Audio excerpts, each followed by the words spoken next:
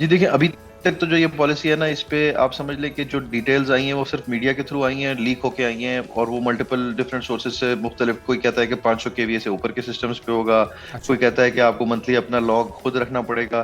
तो यानी वो जो निज़ाम है किस तरह से इम्प्लीमेंट होगा, उसमें अभी तक काफ़ी सारे क्वेश्चन मार्क्स हैं कि ये आप इम्प्लीमेंट। साथ में इसमें कुछ रिपोर्ट्स ये भी हैं कि ये जो आपके नॉन सोलर पे भी अप्लाई होगा। जैसे अगर आप पे डीजल के जनरेशन है या गैस की जनरेशन है एक फैक्ट्री के ऊपर, तो उसके ऊपर भी अप्लाई करना चाहते हैं। तो ये अभी क्लैरिटी नहीं है। दूसरा ये कि दूसरी तरफ से गवर्नमेंट की तरफ से एक बयान ये भी आया था कि नहीं, ये फेक न्यूज़ है, इसको हम रिबट करते हैं।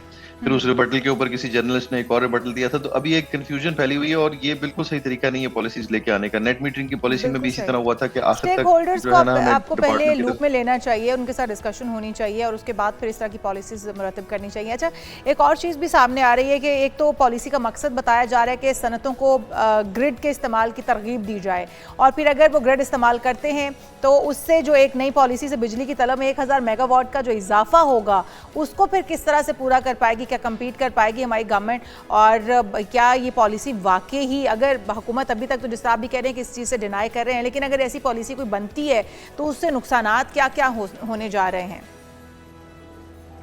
जी, असल में जो हमारा मसला है ना, वो यही है कि हमारी बिजली महंगी है, और उसमें हमारे जो बिजली के इंफ्रास्ट्रक्चर हैं, उसमें जिस तरह से चीज़ों को स्ट्रक्चर किया गया है, जिस तरह से प्लानिंग की गई है, उसमें वही लॉन्ग टर्मिज्म नहीं है, शॉर्ट टर्म एडहॉकिज्म से जो काम करते हैं उस तरह से काम किया गया है। और अगेन फिर अभी देखिए, जो मसले मसाइल आ रहे हैं ना, वो कोई अनरियल नहीं है। देखिए, इस वक्त जो है सिचुएशन ये है कि अब हम एक दुनिया के नए निज़ाम में आ गए हैं। या आप समझ लेना कि जिस तरह टेलीफोन है, अगर मैं आपको इंसिस्ट करूं कि आपने अपना घर का लैंडलाइन टेलीफोन ही इस्तेमाल करना है, वरना मैं आपको इतने चार्जेस लगा दूंगा या ये कर दूंगा, तो वो एक बिल्कुल गैर मंतकी की बात होगी, क्योंकि इस वक्त हर बंदा जो है वो अपना मोबाइल इस्तेमाल करता है। तो इसी तरह जो बिजली का निज़ाम है, उसमें भी चेंजेस आ गई हैं। देखिए, मसले मसाइल तो होते हैं, ऐसा नहीं है कि हम ये दुरुस्त। कहेंगे कि कोई चेंज नहीं हो सकती है, पॉलिसी इसी तरह होनी चाहिए।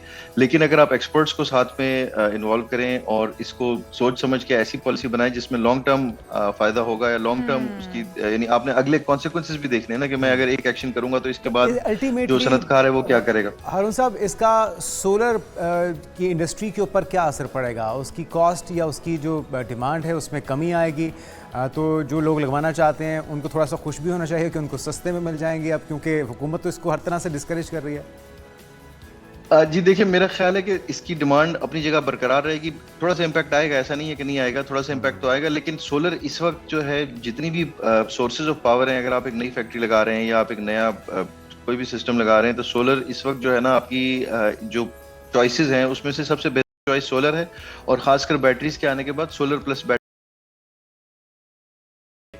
तो एक हद तक आप उसको वो कर सकते हैं। बेसिकली हमने जो अपनी थिंकिंग चेंज करनी है ना, वो हमने ये चेंज करनी है कि सोलर को हम, और पाकिस्तान सोलर एसोसिएशन की तरफ से जो हम पैगाम देते हैं, वो ये पैगाम देते हैं कि solar is not the problem, it's part of the solution.